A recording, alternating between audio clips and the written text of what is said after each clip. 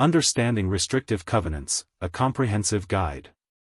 Restrictive covenants play a significant role in various contractual agreements, especially in finance, real estate, and employment.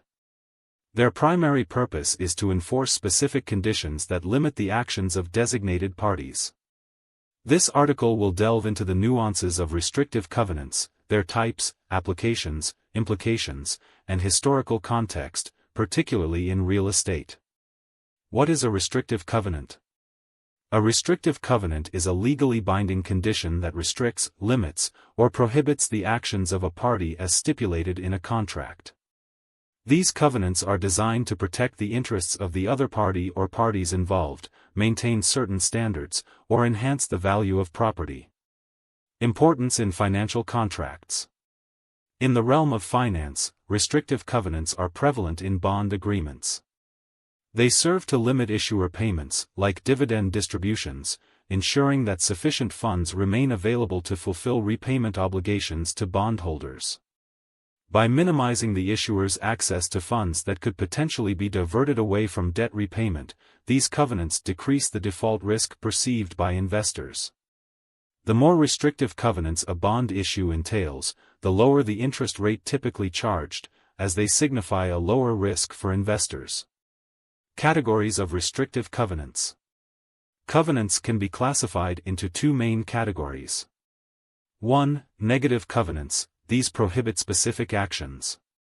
For example, in real estate, a negative covenant might prevent a homeowner from conducting commercial activities on their property.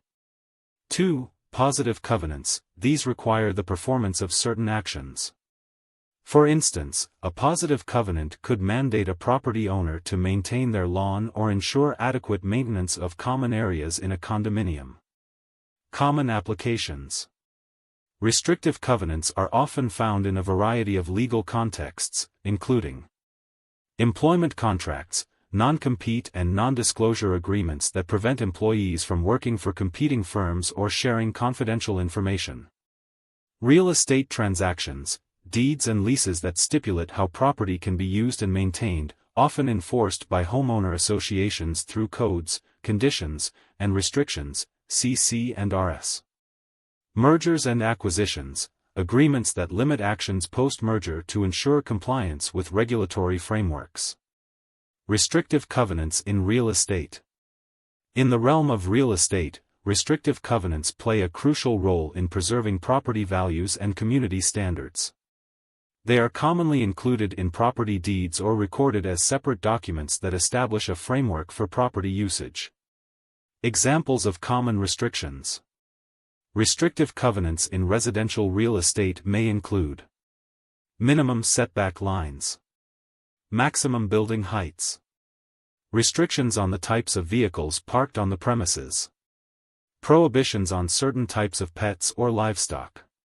Guidelines regarding home appearance, including color, material, and landscaping. These regulations are aimed at ensuring that homeowners adhere to community standards and that the overall character of the neighborhood is maintained. Enforceability and limitations.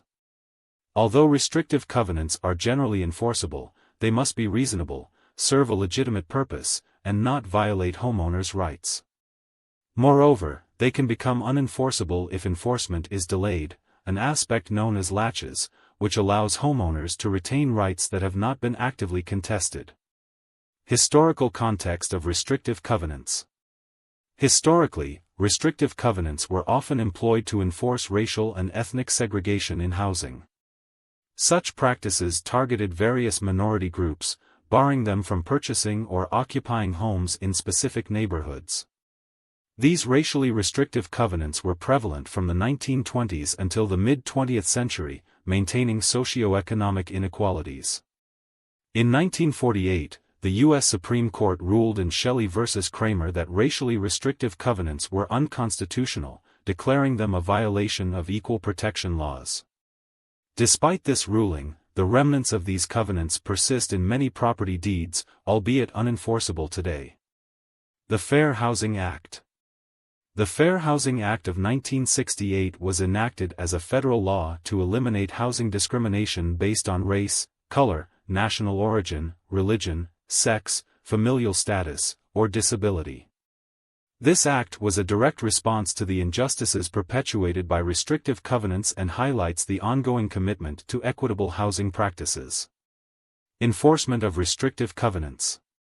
In planned communities, homeowner associations, HOAs, typically hold the authority to enforce restrictive covenants. Homeowners are often required to comply with the community's CC and RS as a condition of their purchase. Traditionally, if a homeowner violates a covenant, the HOA may initiate legal proceedings to seek compliance. However, the principle of latches can lead to some restrictions becoming unenforceable due to historical inaction. Conclusion. Restrictive covenants are essential tools in managing contractual relationships, especially in real estate and finance. They serve to uphold community standards and protect financial interests, but they also carry a complex history marked by social injustices. Understanding the implications of these covenants, both historic and present, is vital for anyone engaging in contracts containing these legal stipulations. As such, it is crucial to read and comprehend any restrictive covenants before signing agreements.